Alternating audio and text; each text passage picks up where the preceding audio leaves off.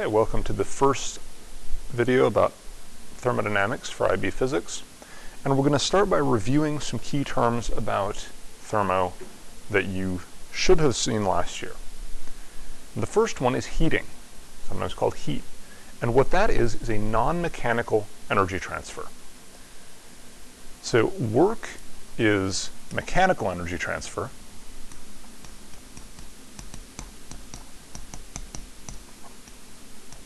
When you do work on something, you increase its energy. But you can also increase the energy of some system by heating it, by setting something on fire nearby. And that also transfers energy, but it's not mechanical. There's no macroscopic forces involved, so it's different from work. Now, heating is a process. It is not energy. So we sometimes say, well, there's 300 joules of heat produced. But that's not really accurate. It's better to say 300 joules is transferred by heating. So remember heating is non-mechanical energy transfer. It's distinct from internal energy, which means the random energy in some object. Now we know that everything is made up of atoms, and those atoms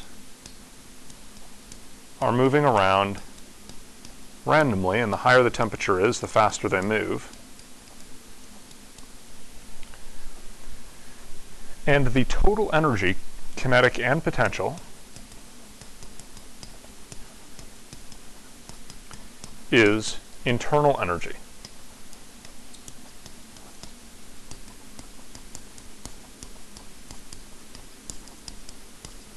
And the reason we say it's random is that it's randomly distributed among the particles of a system. So one of them might be going really fast, another one's going really slow, but then they run into each other, and then when that happens, their speeds change and the energy is redistributed, but the total amount stays about the same. And generally, the greater the internal energy of something, the greater the temperature.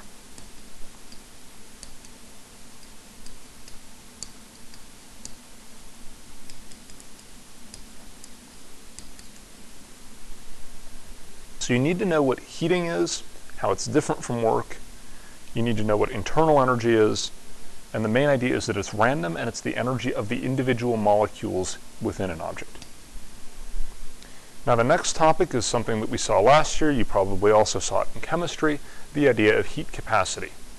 Heat capacity is defined to be the energy required to raise the temperature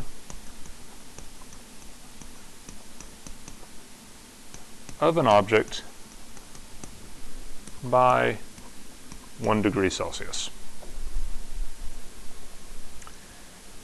And the equation that goes along with it is Q, the heat, equals the heat capacity times the change in the temperature. So this is the energy transferred by heating.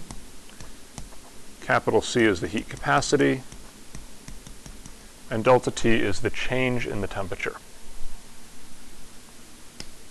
So an example of that, we've got 300 joules of heat added to an object, 100 joules is lost to the air. Temperature increases from 5 degrees Celsius to 12 degrees Celsius. What is its heat capacity? So first off, the total energy transfer is 300 in minus 130 out is 170 joules, equals the unknown heat capacity times the change in temperature is the final temperature minus the initial temperature. When we solve this, it gives us C equals 24.3 joules per degree Celsius. So it's a fairly straightforward problem. Now, one thing you might have guessed by now is that the larger something is, the larger its heat capacity will be in general. Say a gallon of water has a larger heat capacity than a cup of water. And the reason for that, or at least a way of expressing that, is something called the specific heat or the specific heat capacity. What that is the energy required to raise 1 kilogram of a substance by 1 degree Celsius. And the specific heat capacity is a property of a material, and it's intrinsic, meaning it doesn't matter how much there is. If you calculate the specific heat of a gallon of water, it'll be the same as the specific heat of as a cup of water. But the gallon will have a greater heat capacity. The equation that goes with this, Q equals mc delta T, where the m is the mass, c is the lowercase c is the specific heat, and delta T is the change in temperature, Q is the energy transferred by heating, just like before.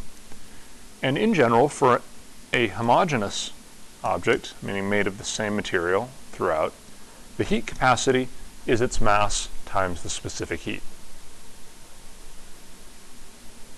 So an example of how we'd use this, the specific heat of water is 4,186 joules per kilogram per Kelvin, and that could be per degree Celsius. If you add 400 joules by heating to 300 milliliters of water, by how much will the temperature increase? So we're looking for delta T. We use the equation delta T equals Q over mc. Now the heat transferred is 400 joules. The mass of the water, and you should know that 1 milliliter of water has a mass of 1 gram. So the total mass is going to be 0.3 kilograms, and we want it in kilograms because our specific heat is given with kilograms. And then 4,186 joules per kilogram per Kelvin. And when we plug this into a calculator, we get a change in temperature of only 0.32 degrees Celsius. So not very much. And that's partly because water has an unusually large specific heat, which carries all kinds of interesting consequences with it. You've probably heard about those in chemistry. Next time, we'll be looking at phase changes, so changes between solid, liquid, and gas.